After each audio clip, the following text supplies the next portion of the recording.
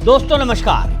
दोस्तों पश्चिम बंगाल में केंद्रीय फोर्स की इस समय 1500 कंपनियां ये पहुंच चुकी हैं लगभग। और इस 1500 कंपनी जो मैं बता रहा हूं, इसके अंदर आपको ये भी बता दूं कि अभी तक कुल टोटल 2400 कंपनियां वहां तैनात होनी है, जिसमें 1500 कंपनियों ने मोर्चा संभाल लिया है। सीआरपीएफ की 500 कंपनियां वहां पहुंच चुकी हैं जिनके पास बख्तरबंद गाड़ी है।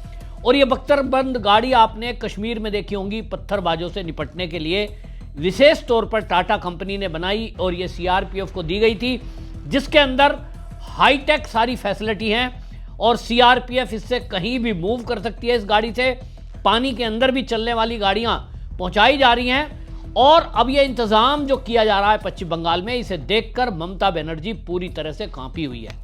ममता बनर्जी हालांकि मंच से लोगों को भड़का रही है और कह रही है कि ये आप लोगों पे हमला करने के लिए आए हैं, जबकि हकीकत यह है कि वो हमला उन पर करेंगे जो नियमों को तोड़कर वोटरों को डराने की कोशिश करेंगे, बूथ कैप्चरिंग करने की कोशिश करेंगे, चुनाव अधिकारियों को डराने की कोशिश करेंगे, प्रत्याशियों पर हमला करने की कोशिश करेंगे।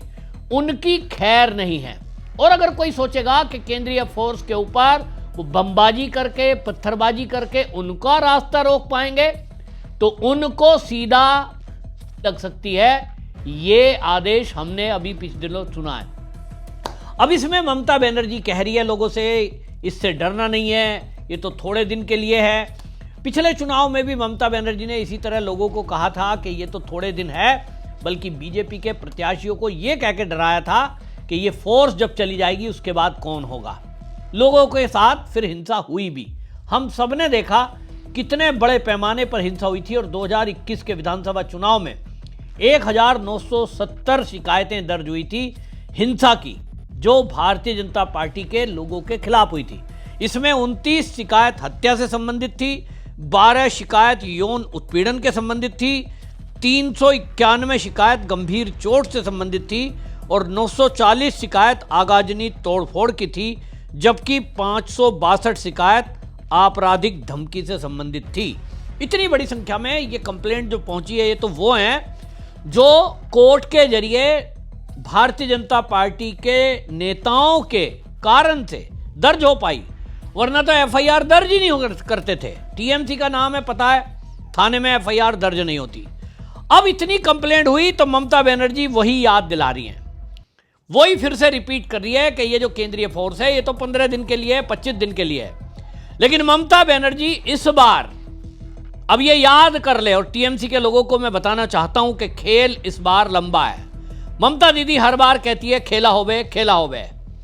इस बार खेला ना होवे, मैं बिल्कुल सीधी बात बता रहा हूं। और जो मैंने आपको 1 साल पहले एक योजना केंद्र सरकार की बताई थी कि ये जो मालदा और बांग्लादेश से लगती हुई सीमा पर जो डेमोग्राफी चेंज हुई है, आपको देखकर लग रहा होगा कि वो मालदा जो बांग्लादेश की सीमा से चिकन नेक के पास है और किस तरह से हाईवे को रोका गया, वहां न्यायिक अधिकारियों को 9 घंटे बंधक बनाया गया। सुप्रीम कोर्ट ने दखल अंदाजी की तो वो वहां से जिंदा निकल पाए, वरना तो उनको घेर कर आगाजनी यानी आग लगाने की कोशिश, ऐसा षड्यंत्र खुलासा हो रहा है।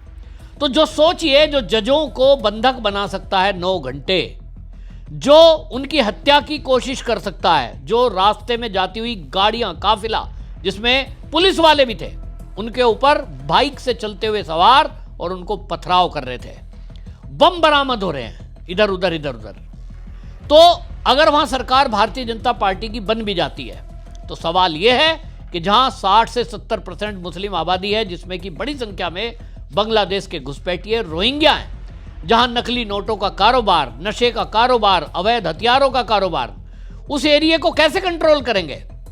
उस एरिया को कंट्रोल क्या टीएमसी के द्वारा जो अभी तक पुलिस को अपना कार्यकर्ता बना लिया गया है, उस पुलिस से होगा? निश्चित रूप से नहीं, क्योंकि पुलिस की तो मिलीभगत सामने आ रही है, पुलिस तो वहां पैसा खा रही है। तो फिर कौन करेगा? निश्चित रूप से केंद्रीय फोर्स ही वहां शांति कर सकती हैं, जैसा कश्मीर में हुआ है। धारा 370 हटी तो पावर आई, तो उसके बाद जो केंद्रीय फोर्स को आजादी मिली, आज की डेट में कश्मीर के अंदर कोई पत्थर मारने की हिमाकत करता नहीं है। केंद्रीय फोर्स को एहतियातन काम करना पड़ता और धारा 370 हटने के बाद आज तक बड़ी संख्या में लगभग 25 से अधिक खूंखार आतंकवादियों को केंद्रीय फोर्स ने मार गिराया। और आज की डेट में कश्मीर के अंदर जो शांति है उसी पैटर्न पर केंद्रीय फोर्स को लगाकर पश्चिम बंगाल में भी किया जाएगा। मेरी बात आज आप नोट कर लो। और इसीलिए यह कैसे किया जाएगा, अभी चुनाव का माहौल है, लेकिन मैं बता देता हूं वो बनेगा यूटी को एक जो है जिसकी बात हम पहले भी कर चुके हैं, मैं उसको ज्यादा बात नहीं करता, लेकिन ये मैं बता रहा हूं कि केंद्रीय फोर्स इस बार चुनाव के बाद जाने वाली नहीं है, वो जाएंगी नहीं। अब ममता बनर्जी के ऊपर है कि वो चुनाव को टालना चाहती हैं कि चुनाव समय पे हो, ये कराना चाहती हैं। चुनाव घोषित हो चुके हैं, लेकिन अभी भी आपको बता दूं कि सुनवाई के लिए 27 लाख ऐसे नाम हैं जो ट्रिब्यूनल में पड़े हैं विचार के लिए, विचाराधीन है। और ट्रिब्यूनल के पास टाइम नहीं है क्योंकि डेडलाइन क्रॉस हो चुकी है। 7 मई की डेट जो लाइन है वो क्रॉस नहीं हो सकती क्योंकि 5 साल का कार्यकाल किसी भी कीमत पर क्रॉस नहीं होगा। तो ये भी हो सकता है कि चुनाव टले। अब ये ममता बनर्जी के ऊपर है कि वो उसको चुनौती कोर्ट में देती हैं या चुनाव आयोग जिस ढंग से अपना चुनाव कराने में लगा है उसको करने देते हैं।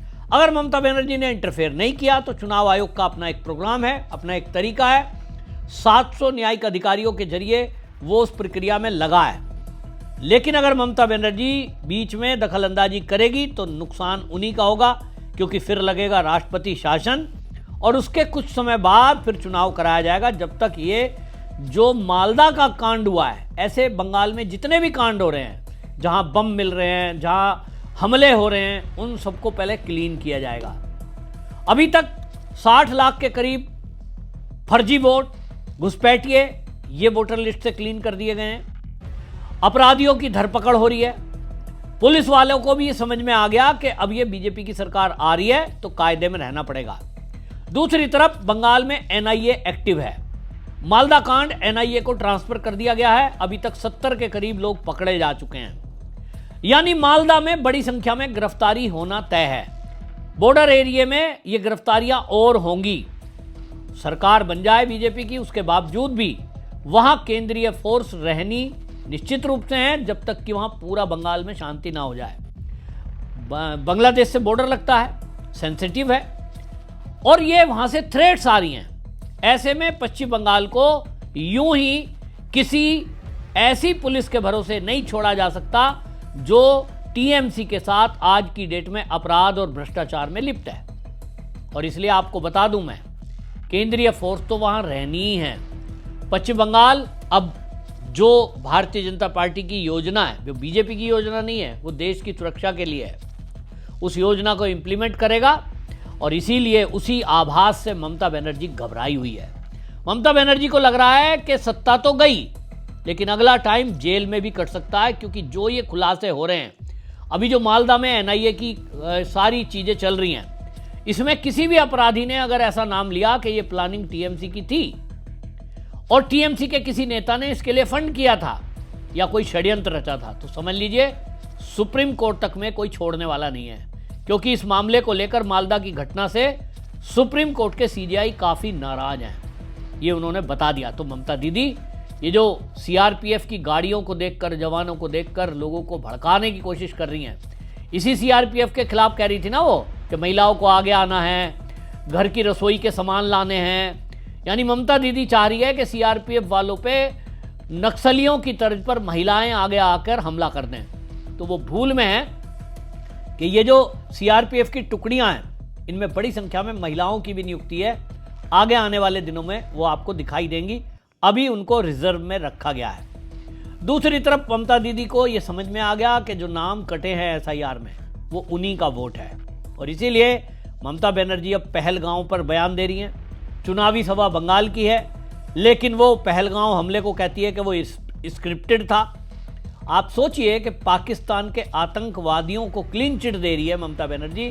प्रदीप भंडारी जो बीजेपी के प्रवक्ता हैं, उन्होंने एक्स पर एक ममता बनर्जी का वीडियो पोस्ट किया है और उन्होंने कहा है कि सीएम ममता बनर्जी जो पहलगांव टेररिस्ट अटैक है उसको स्क्रिप्ट बता दी है, स्क्रिप्टेड बता रही है।